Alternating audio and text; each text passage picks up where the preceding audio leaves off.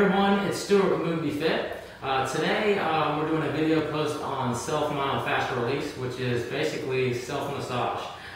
It's important to know before you start the different types of equipment and make sure you're using the right type, the right size, and the right shape. So I have a couple things here that I wanted to show you, just to show you the versatility and the types of equipment you can use for self-massage.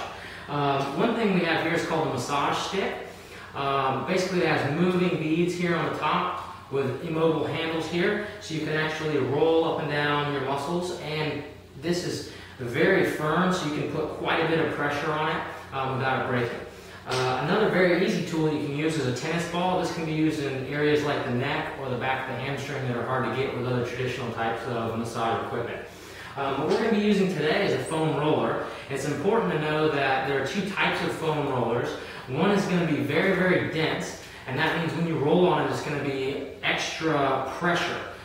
So if you're just starting out with this, you probably want to get one of these, which can compress quite a bit. It's not going to be as intense when you first start. So let's move this out of the way. We're going to start today with rolling the lateral thigh. So the target muscles that we're looking at is we have the part of the quadricep that runs on the lateral side of the thigh. We also have part of the hamstring on the lateral side and the infamous IT band. Okay, so getting set up is very important, and there's certain areas that you don't want to roll over. Okay, so to get set up, if I'm going to be doing my left leg, I'm going to start with it right here near the hip. I'm going to go ahead and get up onto the foam roller. Okay, so I don't want to be up on the bony area of the hip. I want to get right on the proximal part of the muscle there. Okay, so we're going to get this leg straight.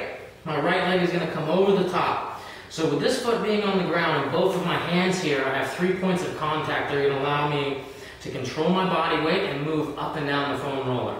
Okay, so what you want to try to do is long strokes all the way up and down the muscle. So to do that, I use both my hands, I'm going to use my leg and roll long up and down the length of the muscle. And I don't want to sit on any area too long until I find a trigger point. Trigger point is one where you're going to feel a knot and you get on it and it's going to feel very intense.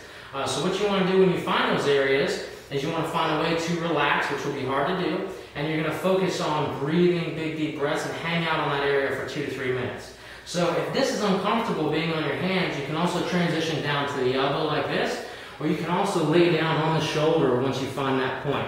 Okay, another point I want to make is that you do not want to roll down here past the knee, because you have some bony prominences here that could be painful. So you just want to roll the length of the muscle. So we're rolling up and down.